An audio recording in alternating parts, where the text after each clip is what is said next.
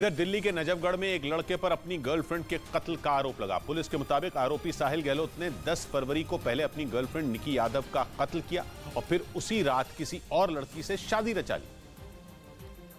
लेकिन इससे पहले उसने अपनी गर्लफ्रेंड के शव को अपने घर के पास मौजूद एक ढाबे के फ्रिज में रख दिया। निकी की हत्या से पहले की 2 सीसीटीवी फुटेज भी सामने आई जो कि उसके घर की बताई गई। पहली फुटेज 9 फरवरी की दोपहर की है जिसमें निकी सीढ़ियों से ऊपर की मंजिल पर जाती दिखी। दूसरी फुटेज रात की है जिसमें निकी घर के मेन गेट पर आकर कुछ देर खड़ी रही और फिर बाहर चली गई। कुछ ही देर में वो घर लौटी और ऊपर चली गई, जिसे देखकर पुलिस ने अनुमान लगाया कि वो किसी के इंतजार में घर के मेन गेट पर आई थी। उसकी अगली सुबह निकी की हत्या करने का आरोप उसके बॉयफ्रेंड साहिल पर लगा। पुलिस के मुताबिक साहिल का प्लान निकी के शव के टुकड़े करने का था, लेकिन उससे पहले ही पुलिस ने उसे गिरफ्तार कर लिया। साहिल गहलोत पर निकी की गला दबाकर हत्या करने का आरोप है। पुलिस ने बताया कि आरोपी साहिल ने पुलिस को पूछताछ में बताया कि निकी को उसकी शादी के बारे में पता चल गया था और इसी वजह से दोनों के बीच झगड़ा हुआ था। ऐसे में वो निकी को घुमाने ले गया था और उसने तभी अपनी कार में निकी की हत्या कर दी। जहाँ वो उसको घुमा के लेके गया मर्डर के दौरान, वहाँ की कोशिश कर रहे हैं अगर सीसीटीवी फुटेज वगैरह मिल जाए। पुलिस के मुताबिक साहिल और निकी 2018 से लिव इन रिलेशनशिप में रह रहे थे, लेकिन साहिल के घर वालों ने उस पर दूसरी लड़की से शादी का दबाव बनाया। 9 फरवरी को निकी की हत्या करने के अगले दिन आरोपी साहिल ने उस लड़की से शादी भी कर ली। वो अब 5 दिन की पुलिस कस्टडी में है।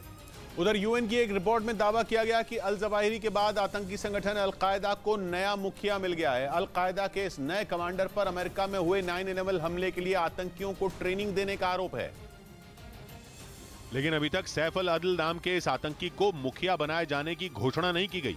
हालांकि यूएन की खुफिया रिपोर्ट में यह दावा किया गया है कि पिछले साल हुई अल जवाहिरी की मौत के बाद अल-कायदा से जुड़े सभी फैसले सैफ अल अदल ही ले रहा है, जिस पर अमेरिका में किए गए 9/11 हमले के आतंकियों को ट्रेनिंग देने का आरोप है।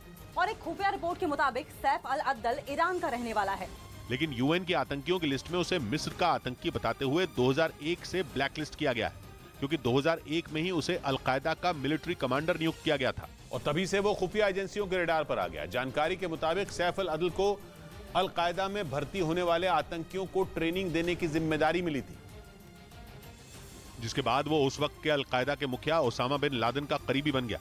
लादेन उस पर इतना भरोसा करता था कि उसकी सुरक्षा की जिम्मेदारी भी सैफ अल अदल के पास ही थी। इसी दौरान उस पर सोमालिया में 18 अमेरिकी फौजियों के कातिलों को ट्रेनिंग देने का भी आरोप है। दावा तो ये भी है कि 1998 में तंजानिया में मौजूद अमेरिकी दूतावास के हमले की साजिश भी इसी ने रची थी।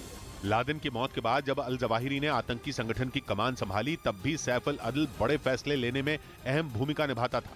और फिर जब पिछले साल अमेरिका ने काबुल में जवाहिरी को ड्रोन अटैक में मौत के घाट उतार दिया, तो अल-कायदा की कमान सैफ अल अदल के हाथों में आ गई, जिस पर अब यूएन समेत दुनिया की सारी खुफिया एजेंसियों की निगाह जमी हुई है।